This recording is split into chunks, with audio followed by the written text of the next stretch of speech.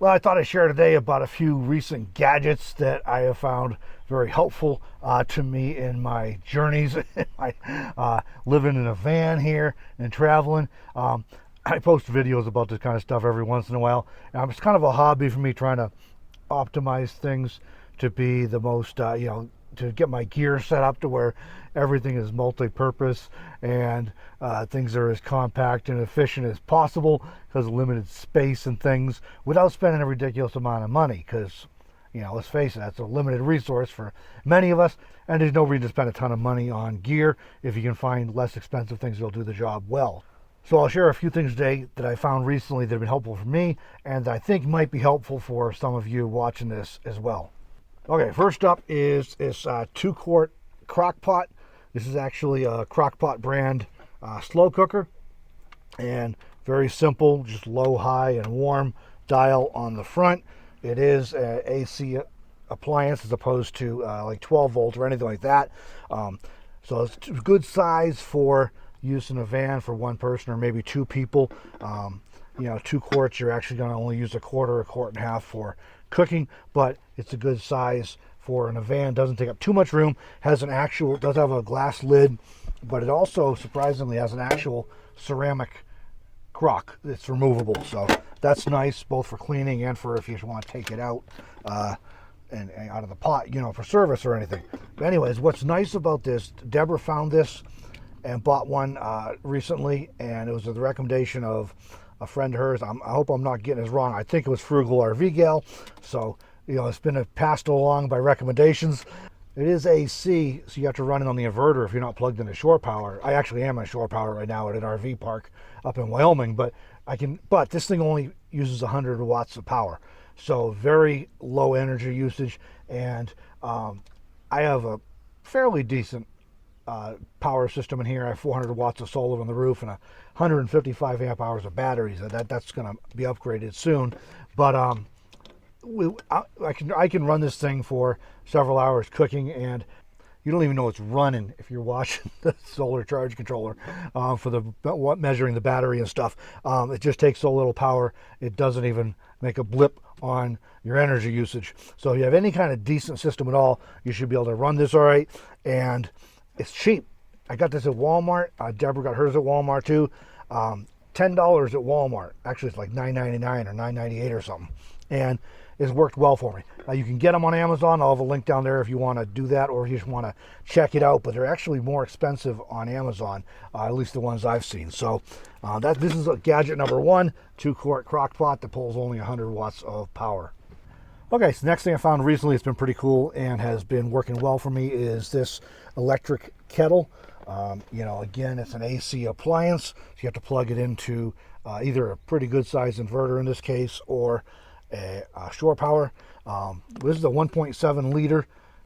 Top opens to put water in. You can see the marks on the side. And what's nice about this is, well, a couple things are nice. The first thing is it boils water really, really fast. With a full 1.7 liters in here, it'll boil water to a hard boil in 5 or 6 minutes. And if you have less water in, like a liter or 3/4 of a liter, it'll do it in like 3 minutes or less. So that's really cool. Detachable base. So this just sits on the counter and is plugged in, and the kettle just sits on top of it. And then, when you want to use it, you just lift it off. It does have the switches right here, and it turns off automatically when it reaches temperature. So you don't have to worry about leaving it on and burning anything or even just wasting energy. So this has worked out well for me. The primary thing I use this for is making coffee in the mornings. I also use it for like making oatmeal and other things like that. It's also great if you don't have a water heater in your rig. You periodically have to heat up water or want to heat up water for maybe hygiene or whatever. You can do it really quick and conveniently here. Other good thing about this is it doesn't heat up the van. It's only on for a few minutes, and it just doesn't heat up the van because it's electric. The electric coils are inside. Whereas, if you got to turn a stove on, you're going to spend 10, 12 minutes boiling water most likely, and then you're heating up your van. All that extra heat is going into your van or your RV. So particularly with summer here, this is really nice. And again, pretty inexpensive. This is a Walmart brand one, Mainstays, I think they call it. And I paid $15 for it. And it's been working great. Now, there are better ones, of course. I wasn't sure if it was going to work for me or how well it would do, so I didn't want to spend a lot of money. So I bought the cheapest one I could find just to try it out, and I've been pretty pleased. Now, in theory, I'm running this on shore power now at the RV park. In theory, I could run this on solar, 1,500 watts, so it's a lot of power. All the ones I've seen are 1,500 watts, but you're only running it for a few minutes a day, so it probably wouldn't be an issue. I'm sure I could run it with my battery bank, with my solar panels. I don't have a big enough inverter though. My inverter is only 1,000 watts, so there's no way I can run this thing on an inverter. I can run a small electric coffee pot on this inverter. Okay, that one I had was less than that, but it was dying, so I bought this instead to make my coffee with. But really cool, $15 at Walmart, and there are some other models that are just slightly more expensive if you want something a little better. And maybe next time I will, but that's worked well for me so far. It's something to try out, see how it worked. The way I make my coffee, this is a bonus. This isn't a new gadget for me. I've had this for quite a few years now. Deborah actually got this for me. This is a Melita pour-over coffee brewer basket, and you just put a filter in here and put your coffee grounds in, and it's got a ring around the bottom. You just set it on top of a coffee cup, and you just pour your water in. It drips right through just like an electric coffee pot would, only this makes a far better cup of coffee. So if you care about the flavor of your coffee or just want the ultimate in simplicity, this is something to think about. You just put your coffee in, set it, and pour it in. And you can also do this, of course, when you don't have electricity to run this thing. You can do it with regular stove, just heat up the water and pour it over. Another trick I do with this though, because this is, you're going to make 1 cup of coffee with this. I drink several a day, so I'll sometimes put some extra grounds in, set this thing on top of a thermos, and pour the water through and make a thermos full at once, so I don't have to make several cups. It actually saves grounds that way. All right, final cool little gadget I've come across, and Deborah turned me onto this. Somebody sent her a set, and these are the Tozo T10 wireless earbuds. So there's a whole bunch of different brands on the market these days. These are the ones I'm familiar with, and basically they're just wireless earbuds.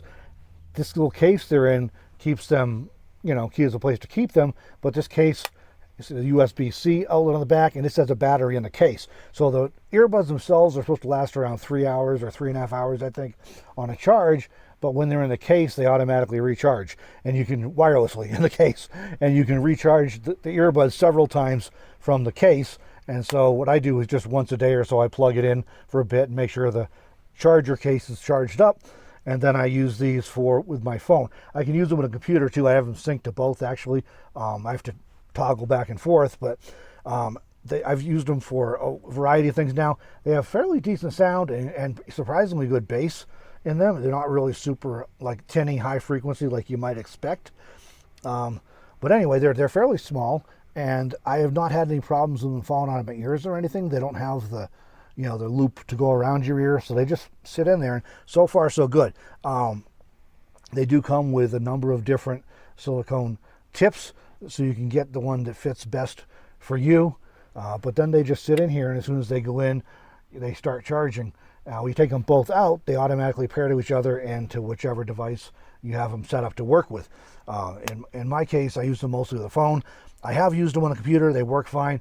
Well, they don't work so well for video editing, and that's not a fault of these particular earbuds. That's just a fault of a deal with Bluetooth. It's a little bit slow, and so there's just a fraction of a second lag time. That makes it really annoying to try and edit video, because you're trying to stop and do cuts and things, trim, and there's just this little buffer with audio being off. So I don't use them for the video editing, but other than that, they're great for watching videos. Another reason I like these is when I'm traveling. I have a stereo technically in the van, but it's an old junky AM/FM Ford original with the van. It doesn't work anymore, and I sometimes like to listen to podcasts while I'm traveling. So I used to have to have my wired Apple earbuds in to go with my iPhone. These allow me to pop these in and listen to them on podcasts while I'm traveling. Another option you can do with these, because they have like a 3 or 3.5 hour battery life, so if you're doing a long trip, that may not be enough. You can use one of them at a time, and then the other one can still be charging while you're listening to a podcast or music or whatever with one. So kind of convenient. Of course, you go for a walk or something, you can use them too.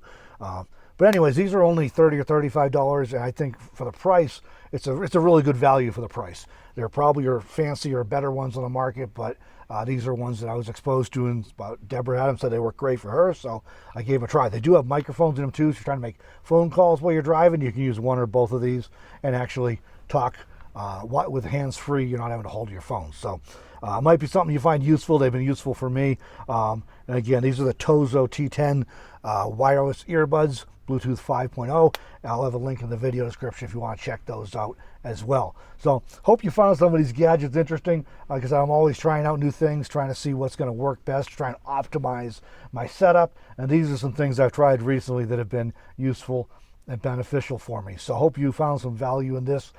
If so, make sure you hit that like button, consider subscribing to the channel if you're not already. And if you're interested in any of these products, I'll have links down below in the video description as well. Thanks for joining this video, everybody. We'll see you in the next one.